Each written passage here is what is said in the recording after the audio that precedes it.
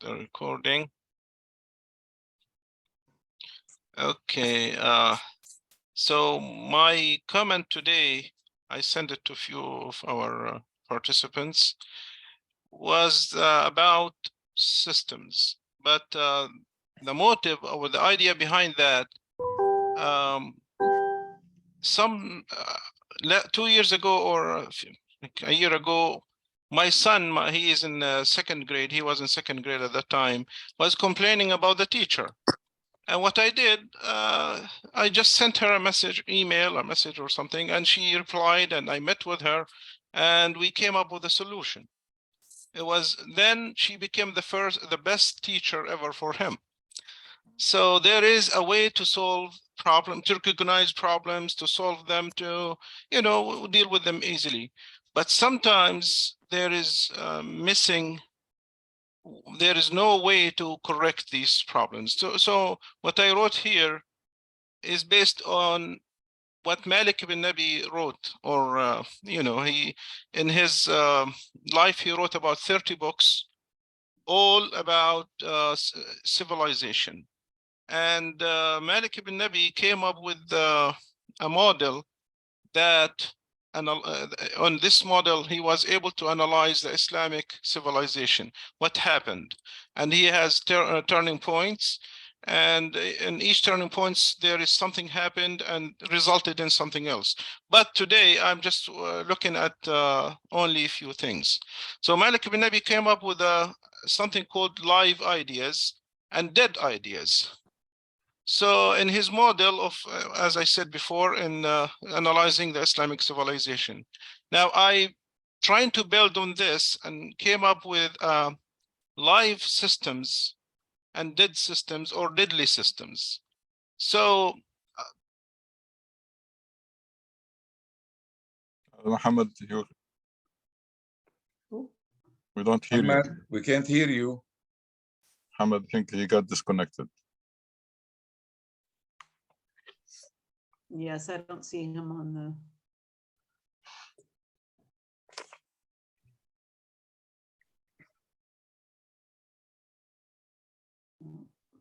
Here he is. There he is. You're mute. Unmute, please. okay. Sorry for that technical issue. I don't know what happened, but anyway. So No, for systems to be alive, we need accountability. That makes system live. We need to have continuous monitoring and evaluation. We need to have the ability to capture any fault or any deviation from like a reference or the main system.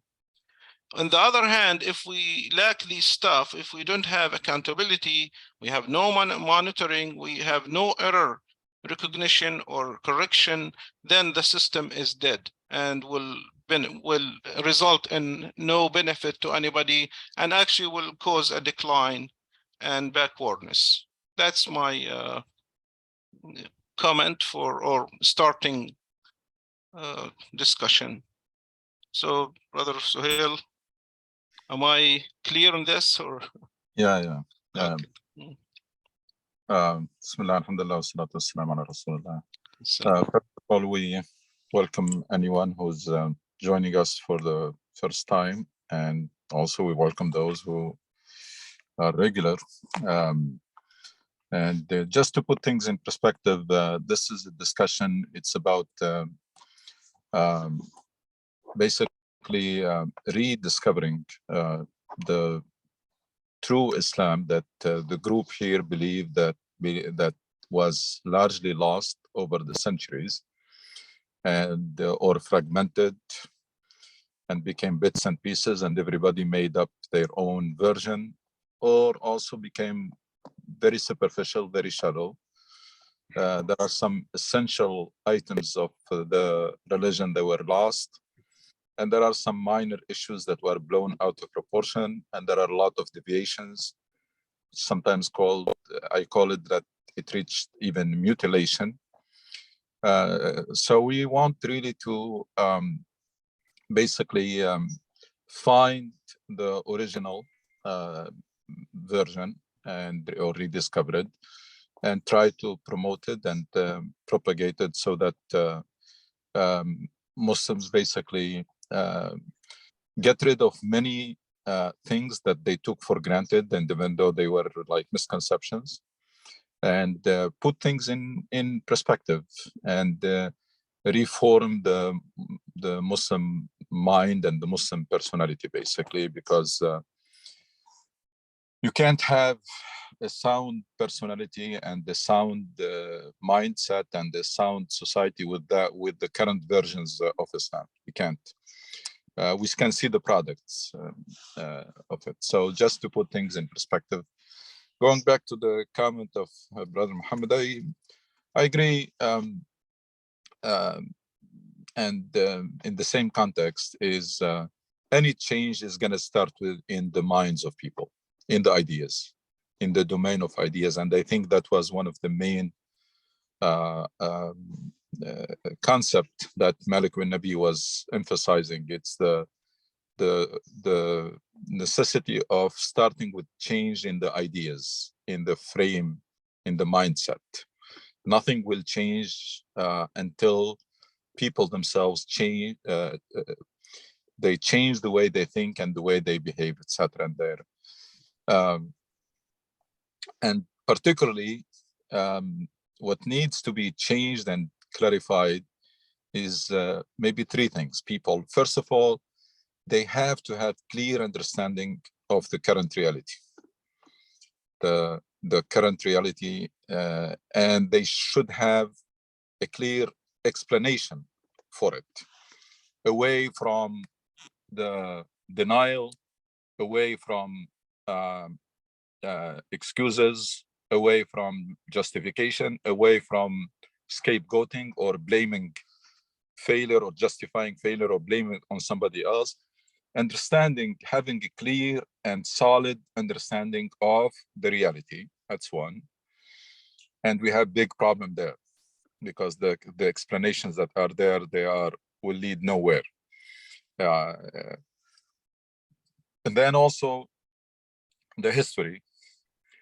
So have a clear understanding of how the world is now, where we are now, and how and why we got to this point. That's also a clear understanding of the history, and things are very messy there. The way Muslims understand their history, needs a lot of work because it's a very superficial. Some people are stuck in history. Some people, they see it so rosy. Some people, and the only thing that we don't do is what we are actually supposed to do, which is to study the history objectively for learning lessons. That's it.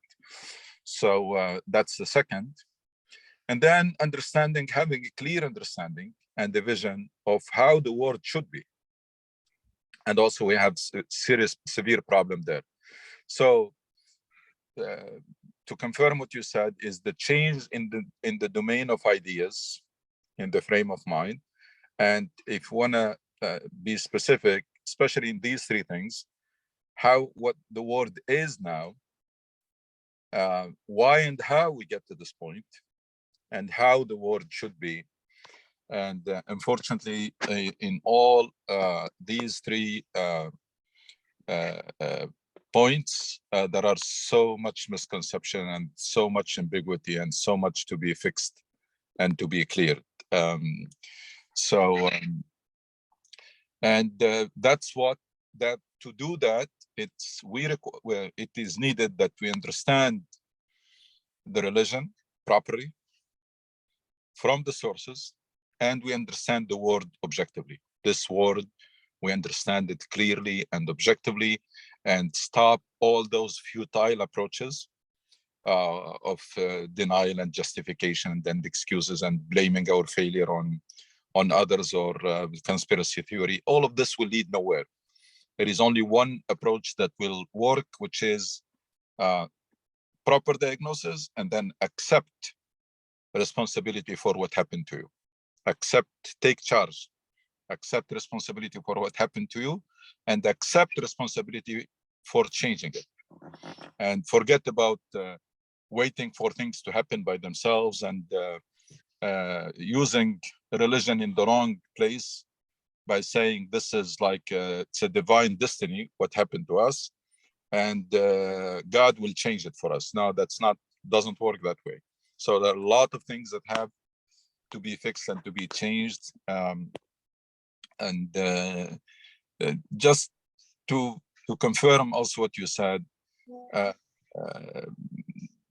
the pioneer work of Malik ibn Nabi was not really very widespread and was not adopted by many Muslim groups because it was very enlightened. And on the other hand, the traditional authors and their books were so widespread and so common. So many people read it and reference it. So that tells you that's a sign or indication of this deviation of going for this traditional versions and understanding and interpretation, and not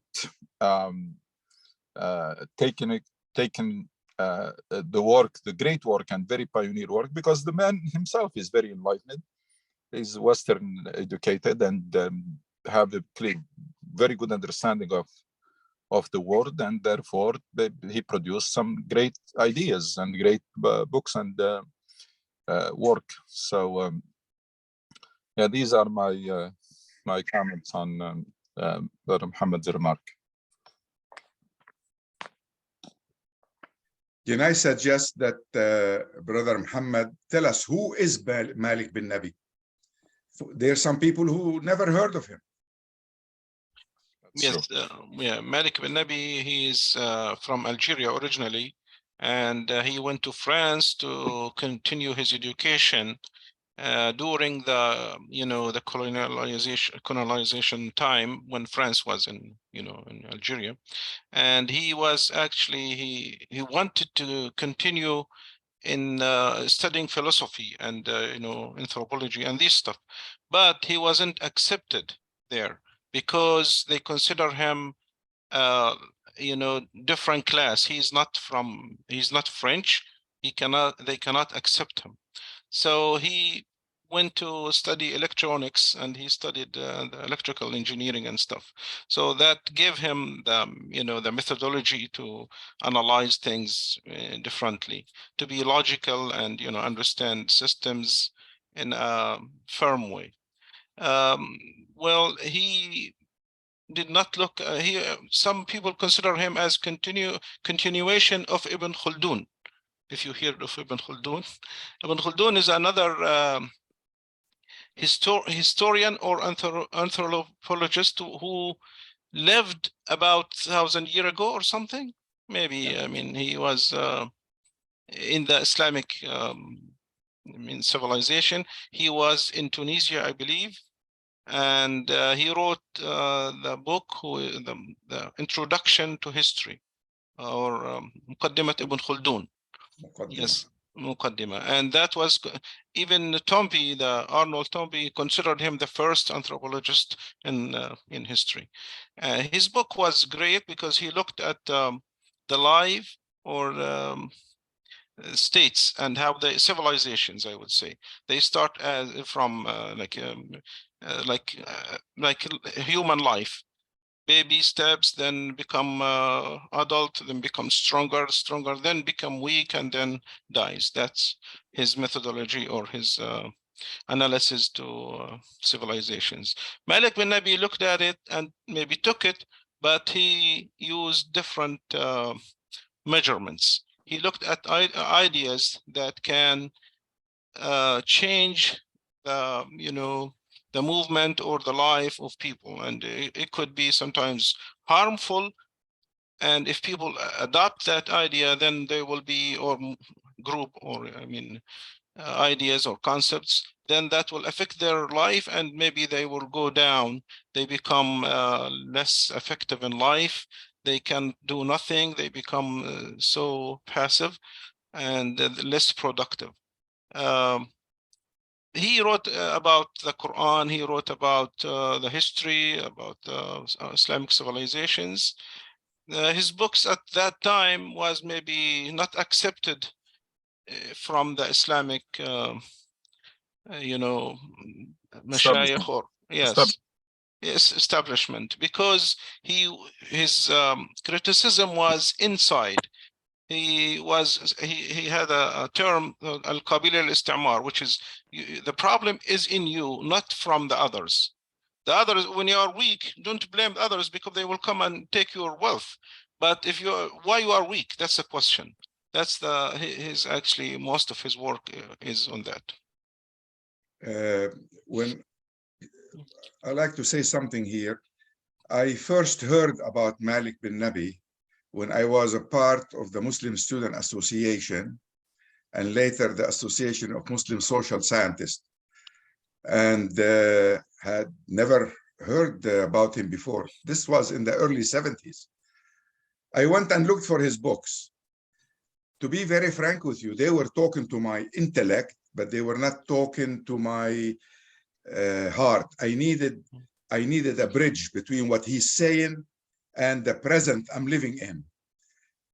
I found that in the last khutbah of Dr. Suhail, we had a bridge.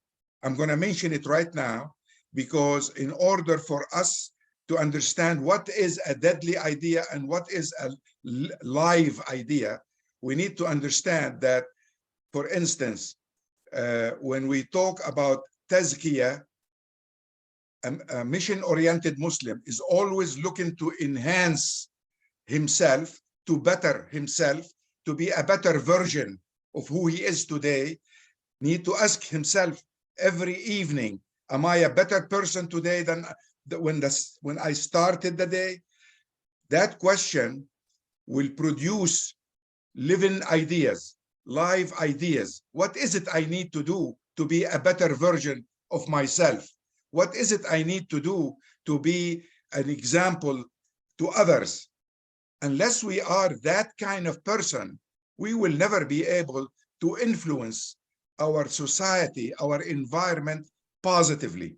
A deadly idea will be like, well, I'm doing all I can. I'm doing my prayers. I'm planning to fast if I'm alive during Ramadan, and that's good enough. That's all I can do. To do this, we will all, as a society right now on this screen, we will all be the same. Days will go by, weeks will go by, we'll never improve unless we live the principles that we are learning from this religion. We will never be better. So a living idea is an idea of how do I get better. A dead idea, well, I'm doing all I can. Let's don't rock the boat. Be careful what you say because they might get you. So anyway, on one level, I'm trying to give you an example. So we will not be in abstract. People like ideas to be plain and clear as possible. And we need to model those ideas for ourselves, to enhance ourselves, and for our neighbors, so we can be better neighbors to them. We can influence our environment. Last week, I wrote a post on Facebook, unless a Muslim group does not influence his neighborhood to the better, he's useless. They're useless, all of them. In Fairfax, if we don't make Fairfax a better environment, a better group, a better community, we're useless. They were living the same way they're living now before we joined them, and probably will leave and they're still the same. So what is our contribution? Nothing. Our contribution should not be only intellectual, it should be practical. And we need to ask ourselves these hard questions. How can I make my neighborhood, wherever you live, I live in Fairfax, how can I make my neighborhood in Fairfax a better neighborhood, implementing the values of the Quran? This is what Malik bin Nabi was talking about, but on a ground level.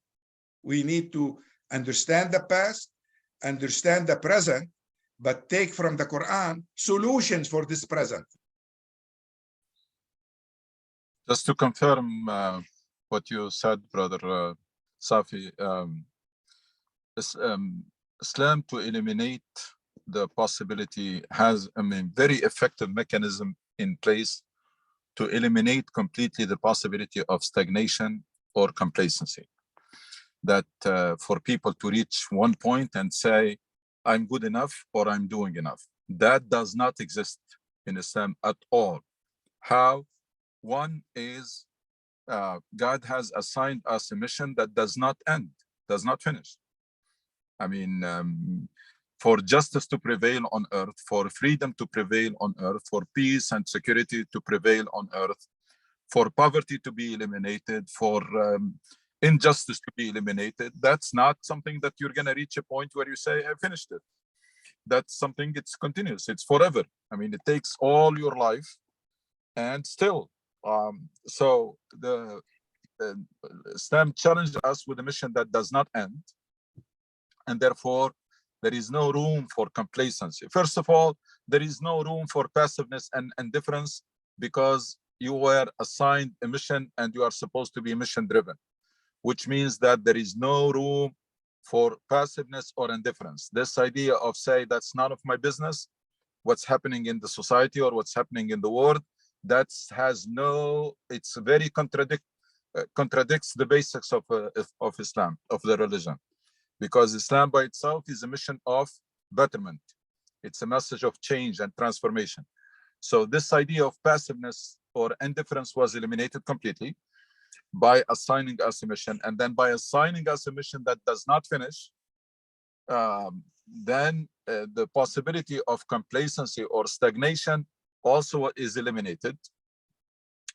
And then by challenging us to be all what we can be, as Brother Safi was saying, that you have to be always a better version of yourself. Also, that has eliminated possibility of complacency or stagnation, or to say that what I know is good enough, what I'm doing is good enough, or who I am is good, I'm good enough. There is no room. Because why? Because Islam challenges you or puts you in a path towards perfection,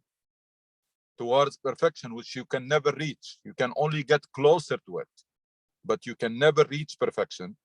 So you are challenged on two fronts. One is to be all you can be through this great Islamic concept that was unfortunately lost or faded, the concept of tazkiyah or self-development. And it is defined, the word is defined, is to realize all your potential, or all your God-given potential, or to be all you can be. Because iblaghu shay'i kamalahu, that's how the exact definition of the word tazkiyah. And that is meant to do not only for yourself, but also you have to help people around you to be all they can be, to be better. That by itself puts you on a path of continuous improvement and continuous progress, by developing yourself to be a better person every day and challenging yourself to push your limits, and by helping others around you, uplifting, mentoring, and helping them be better. That's one of the essential concepts in Islam. It's at the heart of it, and unfortunately it was largely lost.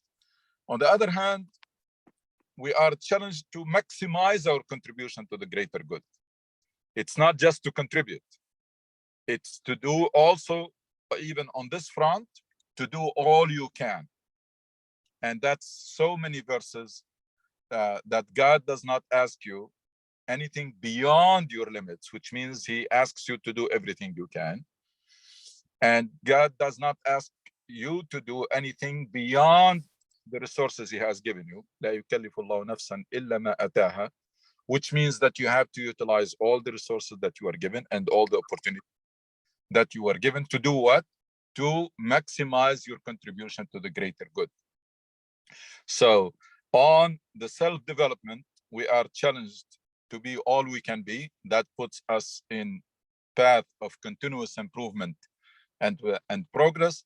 And on civic engagement, on our civic engagement, we are also challenged to maximize our contribution and strive in the way of God as is his due.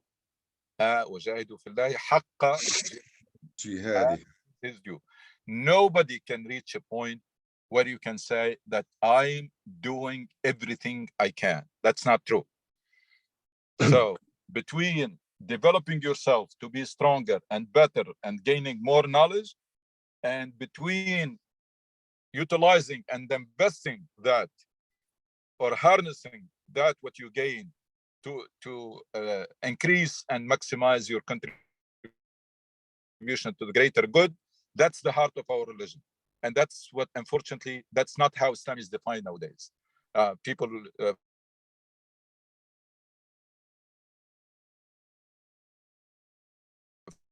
focus on the rituals, focus on this, but the heart of the religion itself was lost. And that's what we're trying to fix here. That the Islam is essentially, it's a life mission that you embrace, and it is about working on yourself to be all you can be, helping people around you to be better people and better version of themselves, and maximizing your contribution to the greater good. And that's a lifelong mission. That's not something that doesn't end. It's something that you keep challenging yourself. And we are supposed to challenge ourselves on daily basis. Like Brother Safi mentioned, at the end of the day, what did you learn? In what way you have improved? What was your contribution to the greater good? What was your positive impact on people around you? Brothers, you notice that we keep repeating in the last few weeks almost the same values. We're talking about tazkiyah when it comes to the person himself, and islah when it comes to the society. And both words mean the same thing, basically. Tazkiyah is on the personal level, making themselves a better version of myself, the best I can be. And on the level of my society, making my society a better society, making people better people because they love each other. They want the best for each other. They love each other because they love their creator. They love God, so they love each other. I like to, so we are repeating these values because modern science tells us that if you want people to remember what you're talking about, you need to repeat it at least 6 times. And in our case, in the case of Muslims, we need to repeat it like 100 times because we are fighting against established value, established culture, established religion, established way of life. And that way of life, in its essence, it's stagnating. It's not getting us anywhere. We've been stuck in a hole for a long, long time. What do I want Islam to do for us? I want Islam to start with, to help us catch up with the 21st century. That's the first thing I need. I don't want to be stuck in the 10th century or the 11th or the 12th century. I want us to be proud of our past, but also looking toward the future. And in order to do this, we need to have a vision. What is the vision I have for myself? I'm a mission-driven Muslim. What does that mean? Every day, I try to enhance who I am, make myself a better version of myself.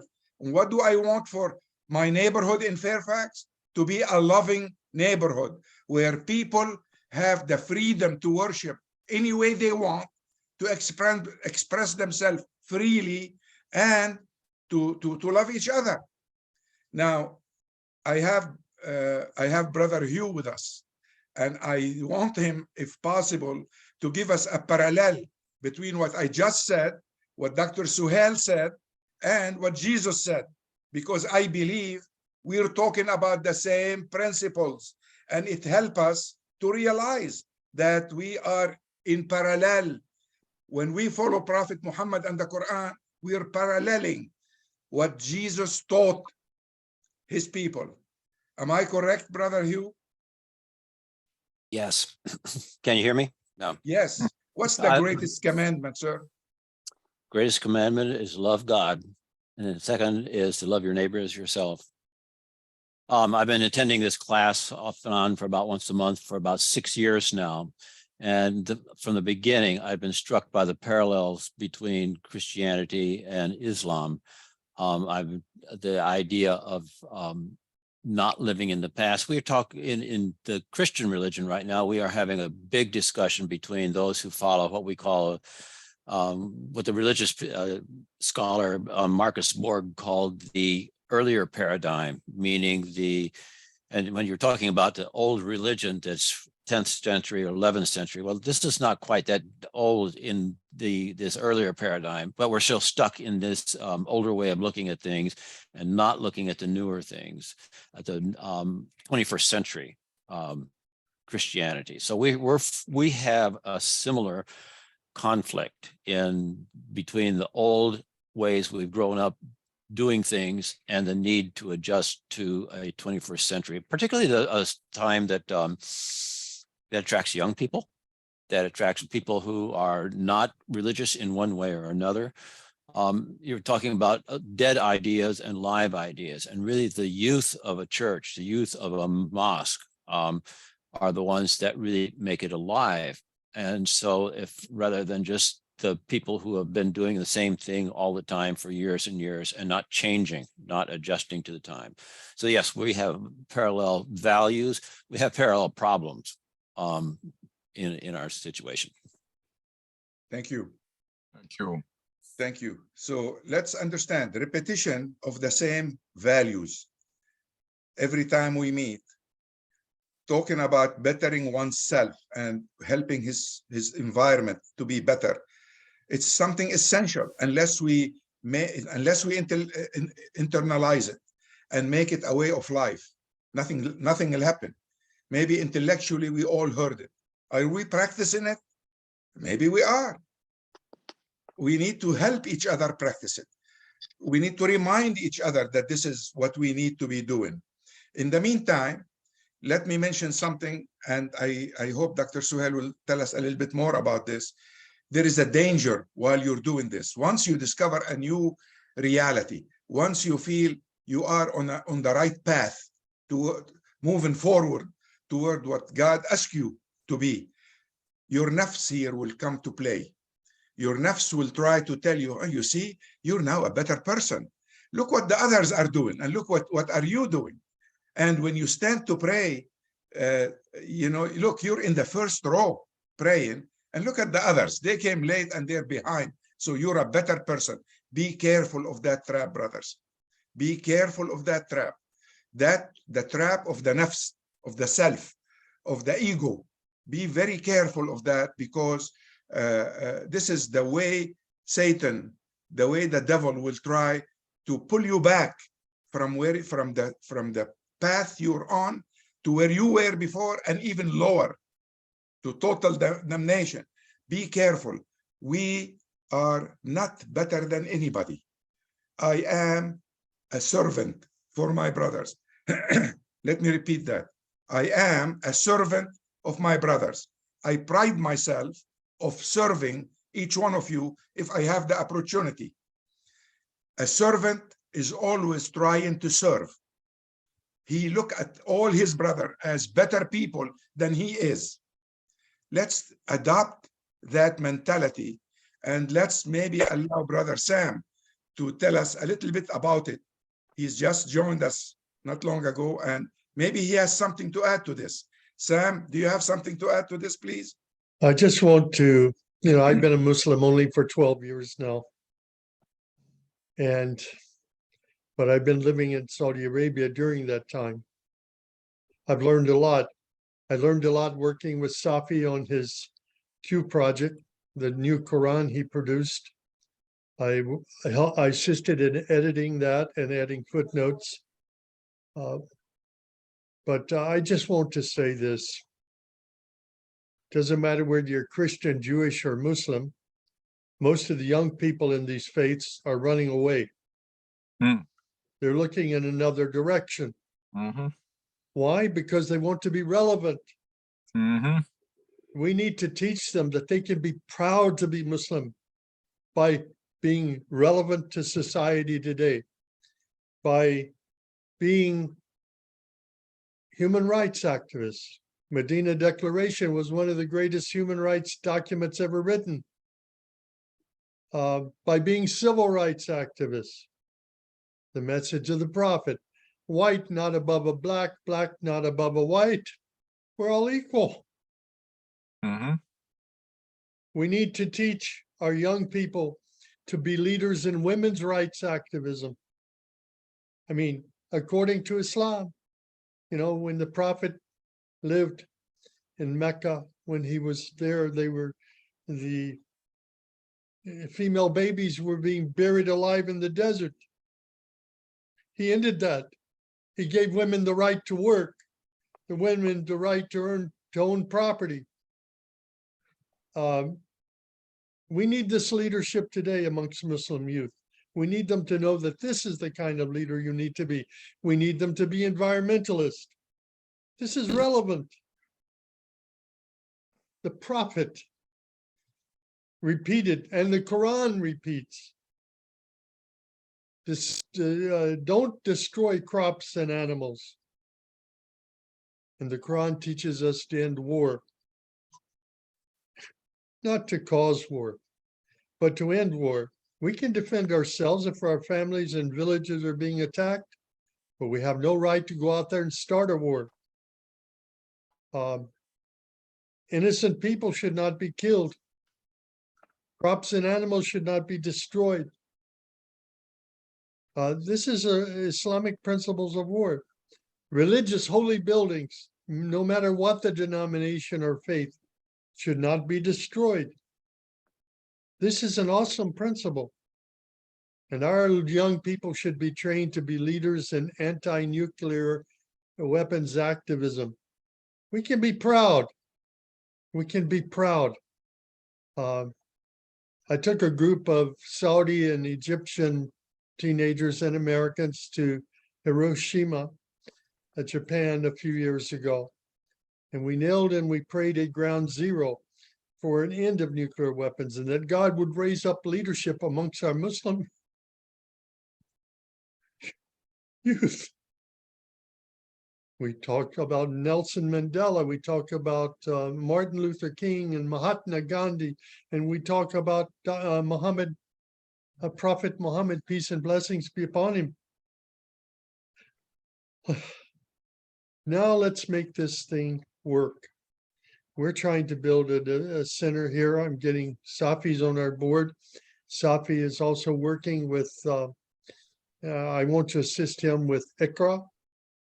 These are relevant issues that we need to deal with. We need to build this internship training program in Washington, bring Muslim youth from around the world. The next Martin Luther King should be a Muslim. The next Mahatma Gandhi, the next Nelson Mandela, Muslim.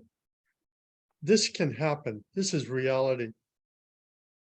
And this is going back to the foundations of our faith, what Prophet Muhammad taught. Peace and blessings be upon him. Okay, I've talked too much. So. Jazakallah khair. I want to add something before Dr. Suhail, so it adds maybe to his answer, a question for him, of course.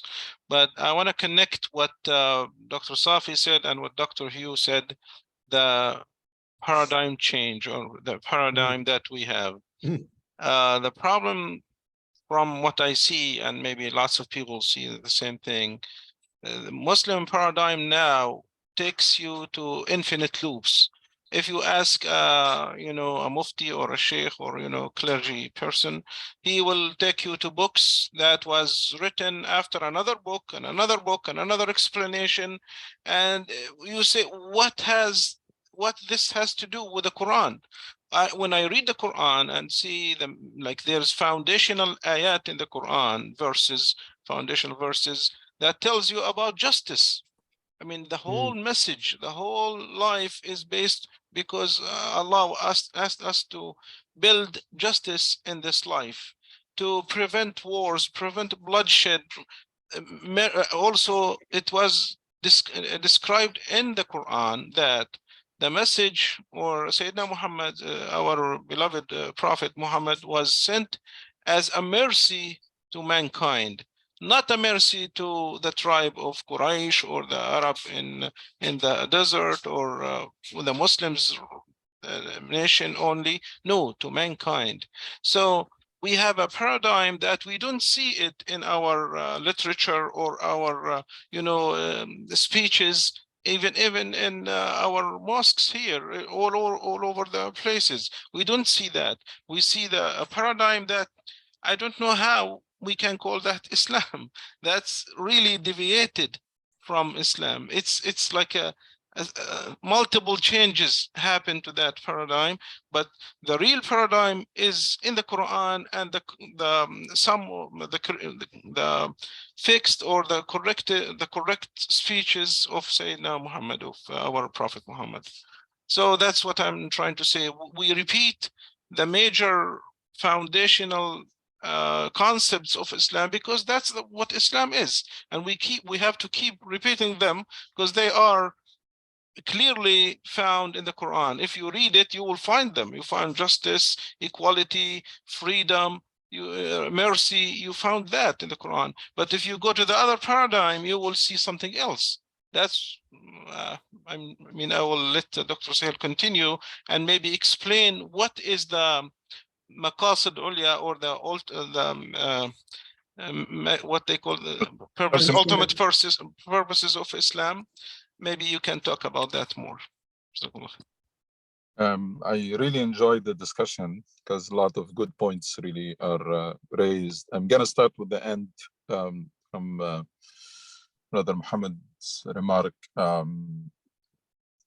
First of all, a key component of Islam that we want to rediscover and revive is built on the fact that this is a religion that is essentially a mission with purposes.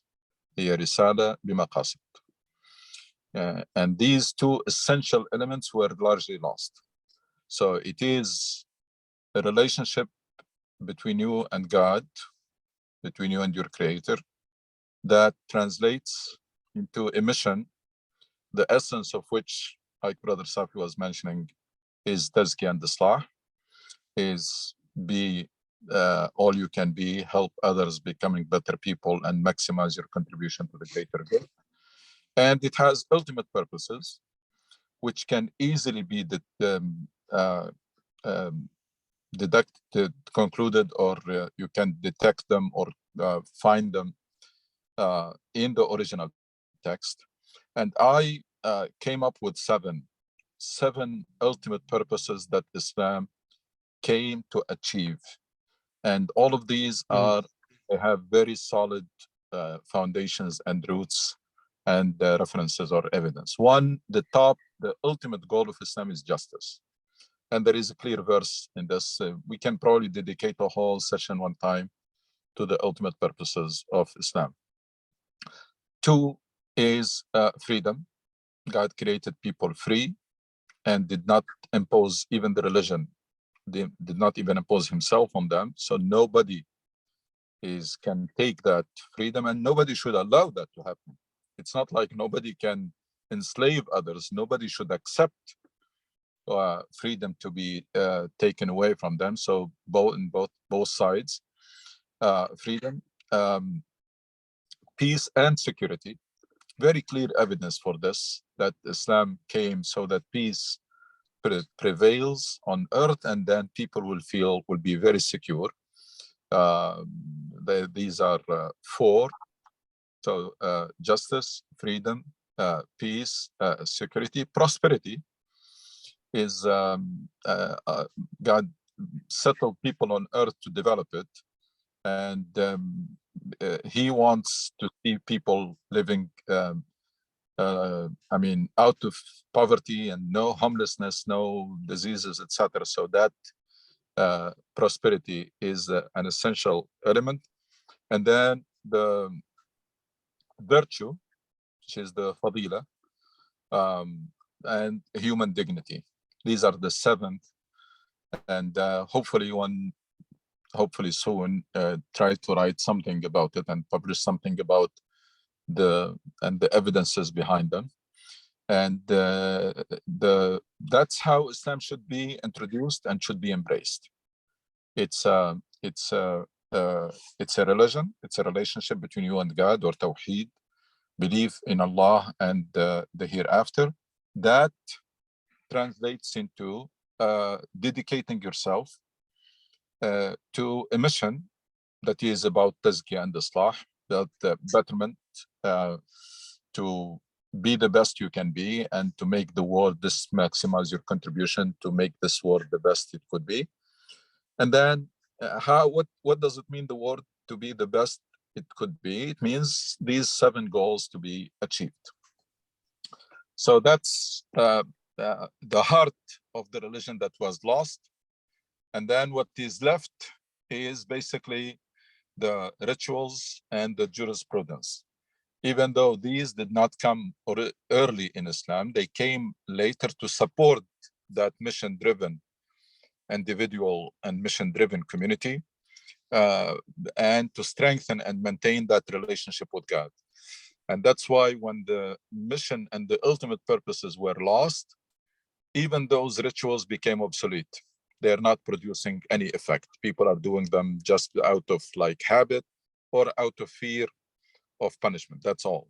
They are no longer exercise of refueling and recharging your spirit and your faith. They don't do the job that was meant for them to do. The other 2 remarks I have is brother was mentioned about the young people being relevant. Brother Sam, I want to add something to that. It's being relevant and being fulfilled. Yeah. Young people wants to be fulfilled, not so relevant and fulfilled. And this is not going to happen by just rhetoric or telling them you should be this and you should be that. This requires that we do the hard work, which is we come up with a synthesis or a paradigm or construct that not only reconcile religion and science and personal ambition and life and etc., but you produce something that is coherent, so that people, while they're pursuing, those individuals, while they're pursuing their personal ambition, they don't find religion an obstacle, a headwind. They find the religion as a tailwind. They find religion that they start doing that as part of their religious duty, because God wants you to be all you can be. So there is not only there is no conflict, there is total compatibility between the 2, between you being all you can be, being very strong, very successful in your career, in your finances, etc., all you can be, and that's not contradictory, and that's not just compatible with religion. That's your religious duty. God wants you to utilize all the potential that He has given you. So that's one synthesis, and it's not there now, because our young people, a lot of time in the sermon, they listen to the fact that this life is not important and it's okay to fail, just focus on the hereafter, and the prophet died as a poor person, so then no problem. That's totally wrong. The other thing also, it's between religion and science. Religion and science, I believe they are not only compatible, they are one and the same. They have the same purpose. I mean, what science is trying to do, we teach people in science that the purpose of science is to make life better, is to help to improve the standard of living. How? By discovering how this world, by understanding how the universe is functioning, and leverage that understanding to improve the lives of people. But that's the ultimate purpose of religion itself. I mean, if you read from the true Islam, you will find that God has appointed you to be his deputy or vicegerent or manager in this world. And your main duty is to understand. He embedded rules, he embedded rules that govern this universe. And it is one of the main religious duties is to understand those rules and leverage them. And that's the purpose of science. So betterment, islah, making this world a better place for everybody, that's the purpose of science, and that's the purpose of religion. And that's not the case now. And the proof is there. Muslim societies, they are very way behind when it comes to science and research and etc. and technology. Why? Because that meshing or merging religion and science is not there. Between Islam and or religion and life, same thing. We need to eliminate this dichotomy. I always keep saying that there is no such thing as Islamic book and non-Islamic book. And define Islamic book as a book that talks about Islam and that was written by Muslim. That's not true. Any book that is useful, any book that can help you be a better person, and fulfill your role and be better in fulfilling your roles are as a spouse or as a parent or as a citizen, any book, that's an Islamic book. Yes. So there is no such thing. We need to, if we really want our young people to be proud of their religion and come back and reconcile, we need to do that work that will provide a nice synthesis and paradigm, very coherent, not artificial, and no dichotomy, no contradictory. Now it's a very coherent paradigm or understanding that merges and meshes religion, life, science, progress, etc. Also religious duty and civic duty. This is one and the same. If you want to be a better Muslim, you have to be a better citizen. If you are a better citizen, then you are a better Muslim. It's people, we have to do it in a solid way, as I said, to produce a coherent understanding that starts from the ultimate purposes, from Islam as a life mission that is about making people better people and making this world a better world and cooperating for the greater good. وتعاون على البر والتقوى. So that's the way the young people will be not only relevant, but also will be fulfilled. And we eliminate identity crisis. We eliminate all the tension inside between different brands that are pulling them in different angles and contradictory messages that they keep hearing. The last remark, two remarks actually. I usually avoid, and I don't believe in this concept of Islamic civilization. I believe in a human civilization, that Muslims at certain point in time, they were at the forefront and they made a lot of contribution to it and they were leading, but also Muslim inherited the work of others before. And then now they are not. So there is a human civilization that is progressing all the time, is not waiting for anybody. And if you are not in the forefront, you will be behind. But it's a continuum. So Muslims learned a lot from previous civilizations and translated a lot of books, but also made a great contribution. And at certain point in time, they were leading in science and in art and in social sciences. Brother Muhammad mentioned Ibn Khaldun. Many people consider that he is the founder of sociology. And you can hardly argue with that understanding how society functions, etc. Probably the earliest books were established by the one written by Ibn Khaldun. And you know, the other contribution to science, etc., and the humanities and social sciences. But there is a human civilization. So it's not like Islamic civilization, Western civilization. There is a human civilization, and every now and then there is somebody who is leading or making greater contribution than others. but it's a continuum. That's one thing. The other term that I really want to, I hope that one day can be fixed. There is no Islamic history.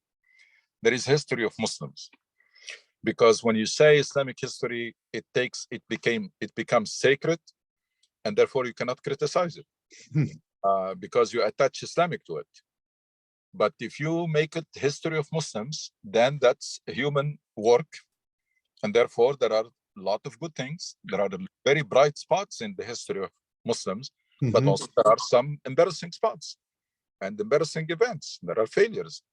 So when we say it's a history of Muslims, that makes us more comfortable to be objective and to be critical with it. But when you make it Islamic, then many people will be intimidated or probably afraid, scared to criticize it or to analyze.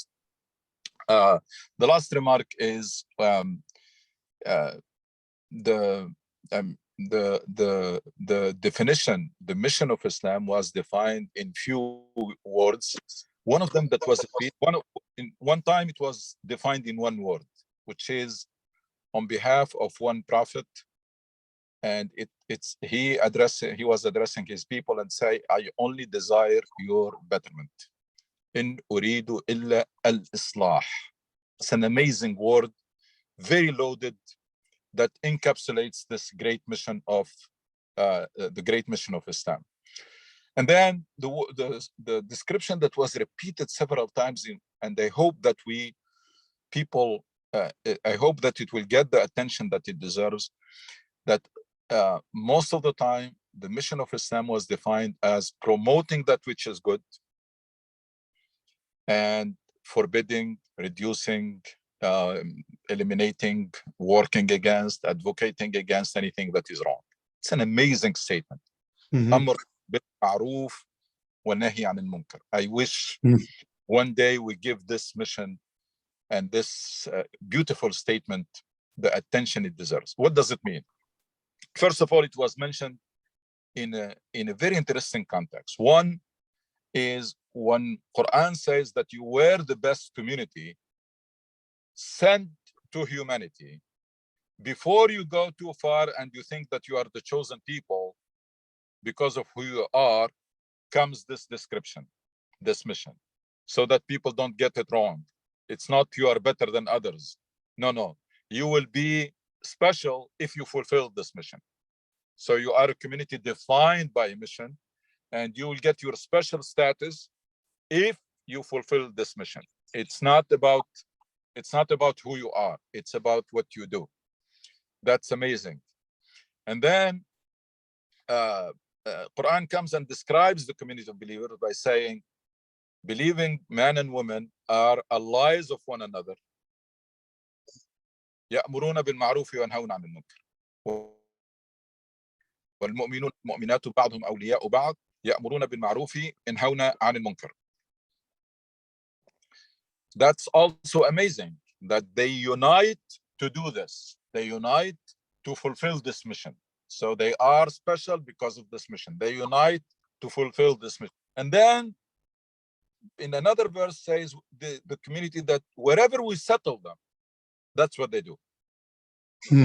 الذين إن مكناهم في الأرض أقاموا الصلاة. Wherever they settle, wherever we settle them, they establish prayer, they pay their dues, but also they promote anything that is good in that place where they settle, and then they reduce. And that comes back to what Brother Safi mentioned. I mentioned also frequently, I say, you need to measure your success by your contribution and your impact. You settled in this city or in this county or in this state or in this country. What contribution you made, what impact you made. Never measure your success by buildings or by activities or by numbers. You measure your success or you evaluate your success by impact and contribution. What difference you made in the lives of people, what problems you helped solving, in what way you improved the neighborhood in which you established a mosque, the city, the county, the state in which you settled, because Quran defines you this way, that wherever you settle, that's what you should do.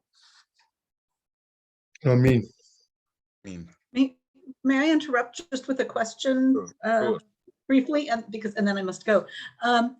When you gave us the 7 goals of Islam, I only noted 6. I was writing them down. Could you give them to us again, just quickly? Justice, Okay. freedom, Yeah. peace, security, virtue, Dignity. human dignity, and prosperity. Oh, thank you, prosperity. Is Thank you. there time for a final comment here? Brother Firas?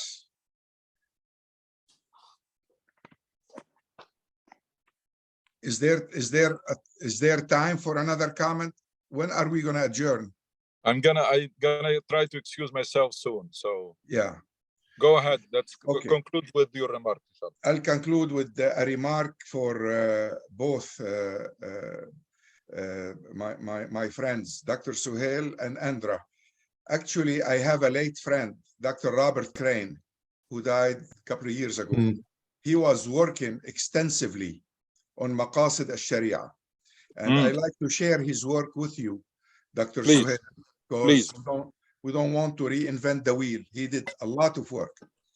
Now, after he died, I continued the work and came with an idea that what we traditionally called Maqasid al-Sharia, ultimate purposes of Sharia, are actually constitutional articles. I don't have to continue to use a traditional term to define them. Every constitution in any place where Muslims have an influence, they should be working to have a constitution and to include these rights. They're no longer something that we talk about because it's beautiful. They're rights. Freedom is a right to every Muslim, to every citizen, to every citizen in the state. Justice is a right. So they should be constitutional articles. They're no longer just a gift to us in the Quran. They are rights that we need to struggle to have in a constitution and to implement and enjoy, us and our neighbors and everybody who's living there. Thank you very much. Jazakallah khair. دعوانا أن الحمد لله رب العالمين. Alhamdulillah Rabbil Alameen. Thank you, brothers. And see you inshallah next Sunday. And if you see anything useful in this discussion, please invite and let people around you know, if you, especially if you believe that they can benefit from it. Inshallah. Thank you very much. Everybody, Jazakallah khair. Assalamu Thank you. alaikum. Assalamu alaikum. Wa alaikum salam. wa barakatuh. Thank you. Bye, thank you. السلام عليكم. مع السلامة.